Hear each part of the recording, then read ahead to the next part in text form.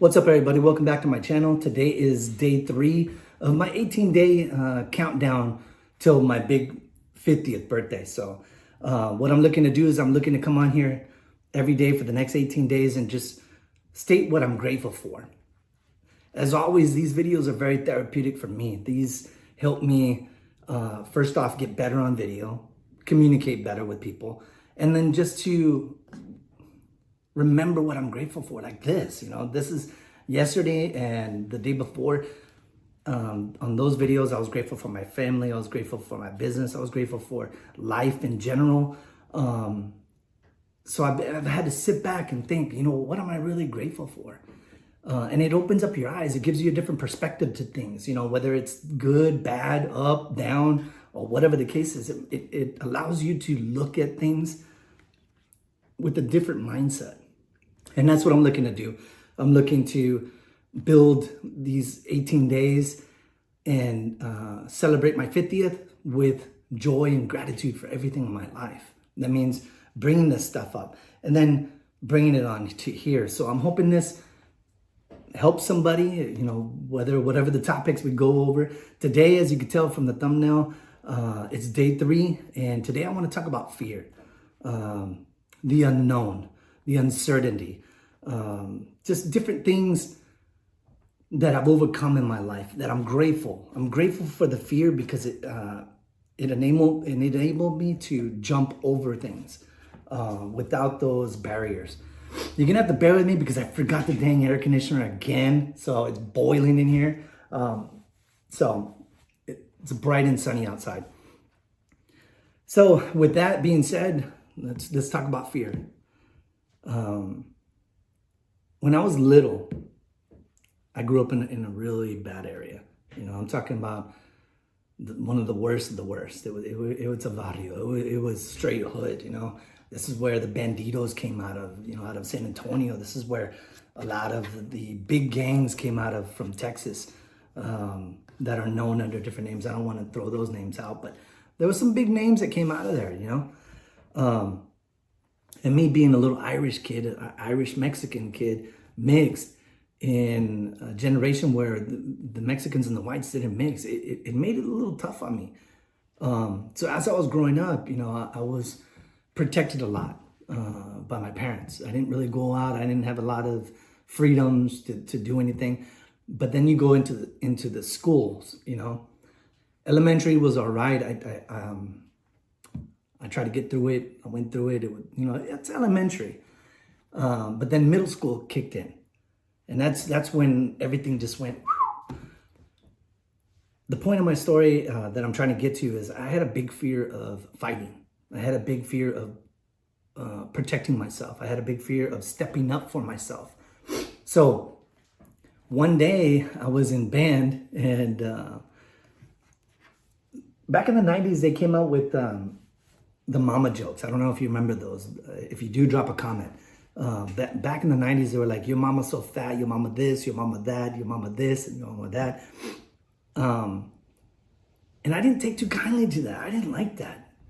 I was raised, my dad's from Mexico, so he came over here, and he's, first generation. Well, I'm first generation here, but he's from Mexico. He has his thoughts and his beliefs, and one of his beliefs is you don't disrespect your mother.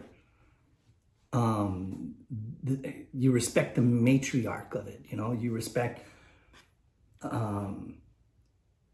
You just respect your mother with everything. So I didn't take too kindly when people did that. And back then, I was boxing with my father and stuff like that. We would be boxing and stuff, and when he would hit me, it hurt because we didn't have money for the professional boxing gloves. We had I don't know if you remember them, but they're these little thin gloves, and they had a piece of metal on the inside. Like they were like training gloves, I guess. I don't know what they're called.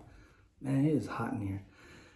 Anyway, so he would hit me with that. So I was like, man, if that's what this feels, I can imagine, taking a knuckle sandwich in the mouth. So I was in band, and a guy named Juan did the mama jokes, whatever the case is. And he had everybody laughing. He was a class clown. I was a real timid, quiet kid, scared. And he just kept doing it, and he kept doing it every day. And then finally I said, well, la tuya. I said, ching, I don't want to say it, but CTM, la tuya. And then I said, and your father too. And then he just turned around, and then nobody was laughing anymore. He was the senior class of the middle school, whatever the case is. And I was just a freshman still. I just come in from elementary, so I was still young. So he puffed his chest and he got really mad. I'm like, oh my God. He's like, I'll see you at after school at like 3 something, whatever the case is. And I started panicking. I started like hyperventilating on myself. I'm like, oh my God. And this kid was well known, he was a class clown. Everybody loved him and this and that. Juan Perez, that was his name.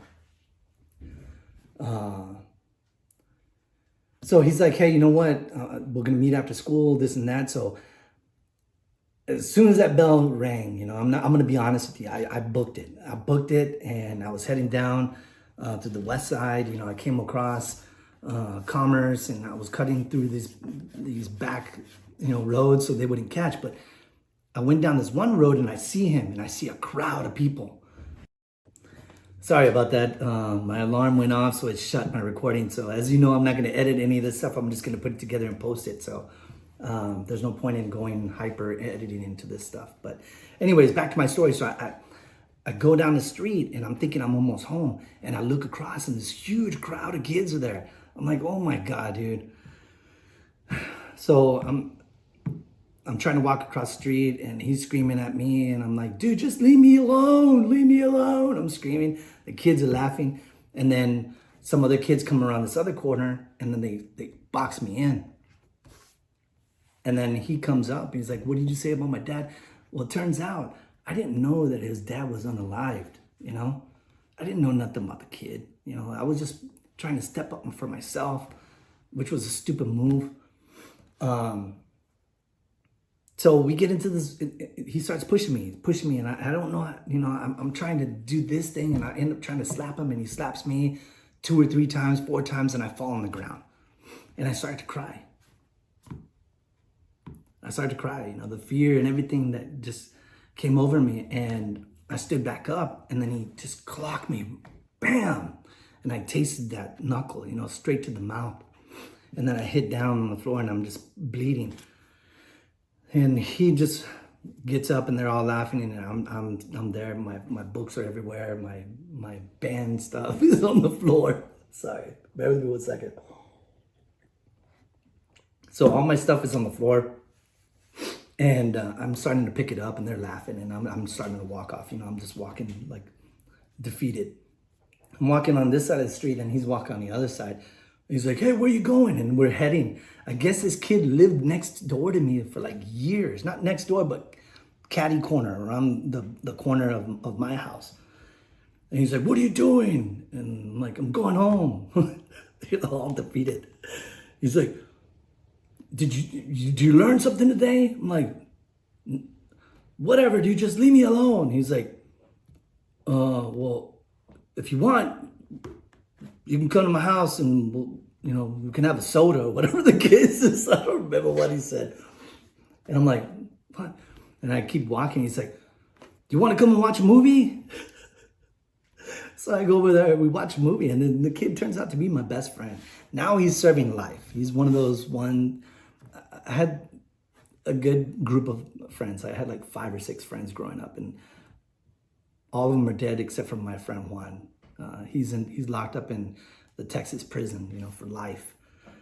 But getting to the point of my story is, I had a big fear of fighting until I tasted that knuckle sandwich, and I realized I could take it.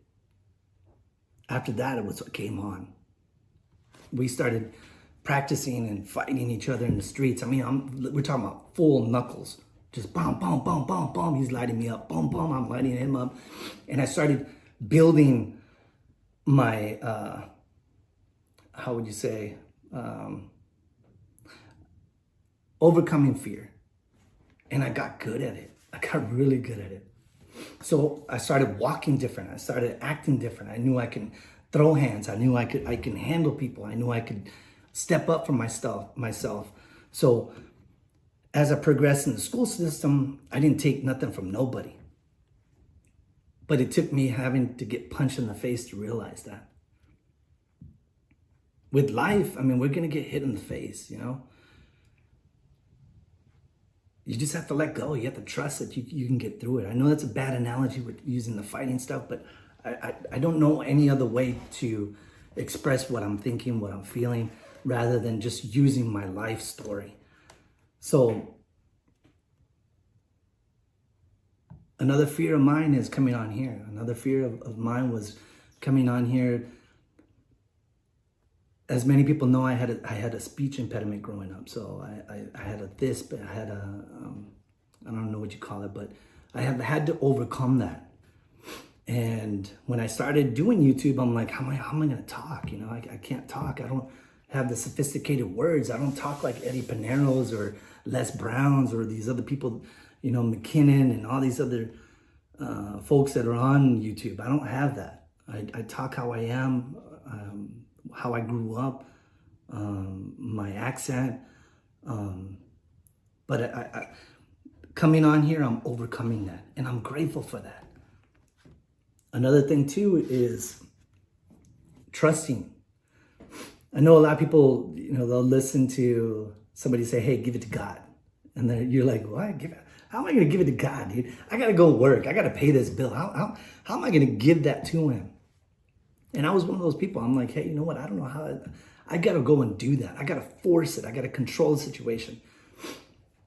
But over time, the more I let go and I let God come in, I'm just amazed, man. I'm amazed, like, with different bills and stuff like that. You're just like, how am I going to pay that? How am I going to do this? How am I going to do that? How am I going to get bookings? How am I going to get more people to subscribe to my channel or do this or whatever the case is? Every single time that I've let go, he just showed up and showed out and just proved me wrong. Every single time.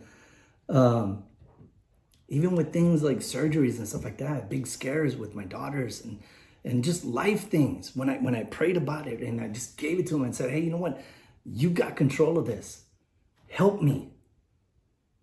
Take me and fix whatever, you know? And he showed up. Hey, you know what? It's not your time. I don't need you yet, but bam, watch this. And it's changed my perception on everything now. Now I don't worry too much. Yeah, there are things that pop up and you're like, oh my God, how am I going to do that? And that's natural. But I'm grateful for every single thing. I'm grateful for all the ups and downs, all the backwards, forwards, crazy stuff that's been happening in my life, to the point of where I'm at now. You know, coming on the cusp of turning 50, I'm amazed on the daily of all the blessings.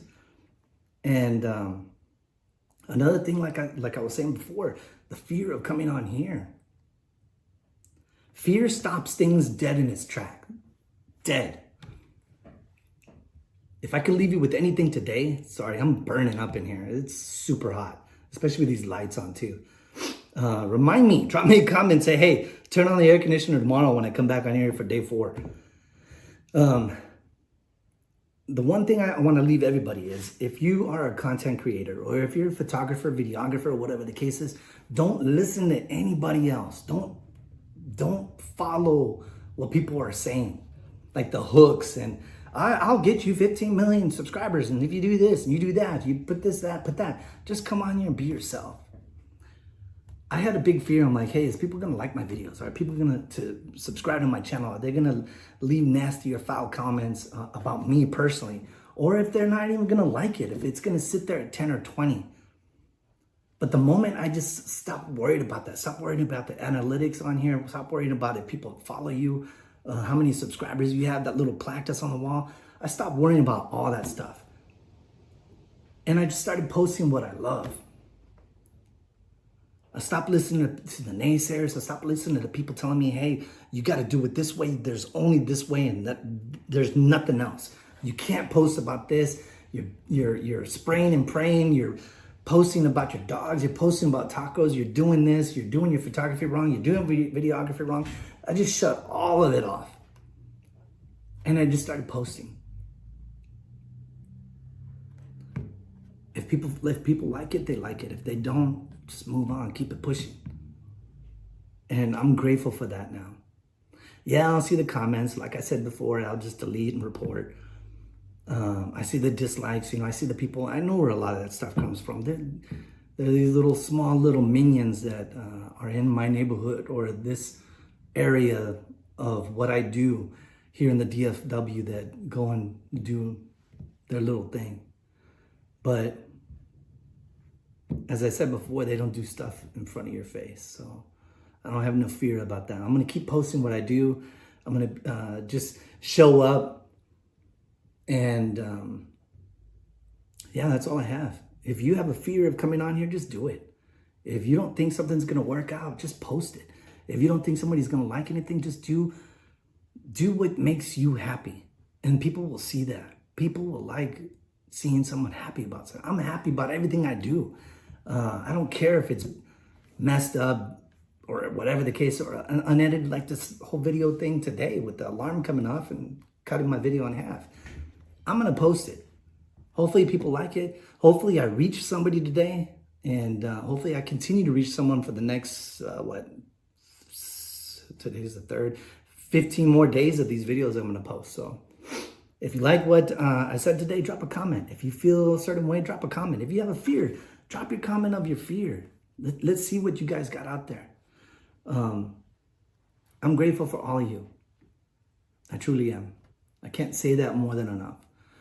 I'm grateful for people that are following me on my journey. I'm grateful for the people that are here, listening to my stories, dealing with me, looking at my shorts, looking at my inspiration stuff, just everything. Just thank you for being part of my life.